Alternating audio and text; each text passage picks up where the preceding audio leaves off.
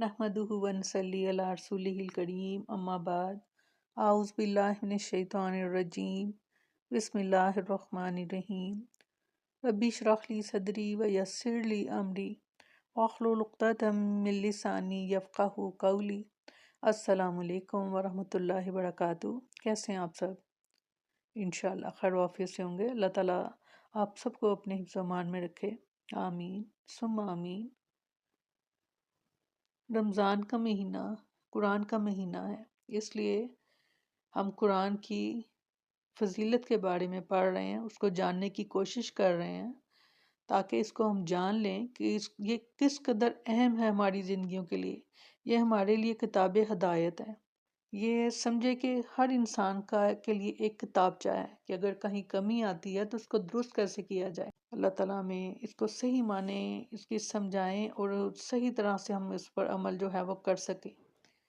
उम्मुल मोमिनीन हज़रत आयशा सिद्दीक़ा रज़ियल्लाहु अन्हा ने बयान किया कि नबी करीम सल्लल्लाहु अलैहि वसल्लम हर रात जब बिस्तर पर आराम फरमाते तो अपनी दोनों हथेलियों को मिलाकर सूरह इखलास, सूरह फलक और सूरह नास तीनों सूरतें मुकम्मल पढ़कर इनमें फूंकते और फिर दोनों हथेलियों को जहाँ तक मुमकिन होता अपने जिस्म पर फेरते थे। पहले सर और चेहरे पर हाथ फेरते और सामने के बदन पर। यह अमल आप सल्लल्लाहु अलैहि वसल्लम 3 दफ़ा करते थे, यानी हर रात सोने से पहले। इसके अलावा आप सल्लल्लाहु अलैहि वसल्लम हर नमाज के बाद भी ये अमल किया करते थे। हर नमाज के बाद इसी तरह से एक बार तीनों सूरतें पढ़ी, फूंक मारी हथेलियों पर और चेहरे से शुरू करके सर से फिर पूरे जिस्म पर जहाँ तक हाथ फेरा जा सके। फिर दूसरे बार इसी तरह तीनों सूरतें पढ़कर, फिर तीसरी बार इसी तरह तीनों सूरतें पढ़कर ये अमल हर नमाज के बाद भी दोहराते, जैसा कि यहाँ हमने पढ़ा कि रात को सोने से पहले अमल ये किया करते थे। आयशा रज़ियल्लाहु अन्हा ने बयान किया है कि रसूलुल्लाह सल्लल्लाहु अलैहि वसल्लम जब बीमार पड़ते तो मुआवज़ात की सूरतें पढ़कर अपने ऊपर दम करते, इस तरह कि हवा के साथ कुछ थूक भी निकलता।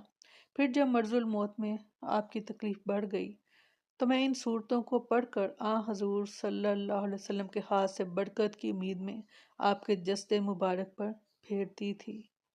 इस कदर हैं ये अहम सूरतें और अगर हम इन पर जो है वो अमल कर सकें तो, क्योंकि इनमें हर तरह की खैर जो है वो मौजूद है, हम अल्लाह की पनाह में आ जाते हैं। अब जब इन तीनों सूरतों का तर्जमा देखेंगे तो आपको मालूम होगा कि इसका तर्जमा क्या है, इसका मानी क्या है। अल्लाह ताला हमें हक बात जो है वो समझाए और उस पर अमल करने की हमें तौफीक फरमाए। यही वो तरीके हैं, यही वो मसनून अज़कार हैं जिसके बारे में पहले तो अल्लाह ताला ने आप सल्लल्लाहु अलैहि वसल्लम को ताकीद फरमाई, फिर उनके ज़रिए उनकी उम्मत को भी।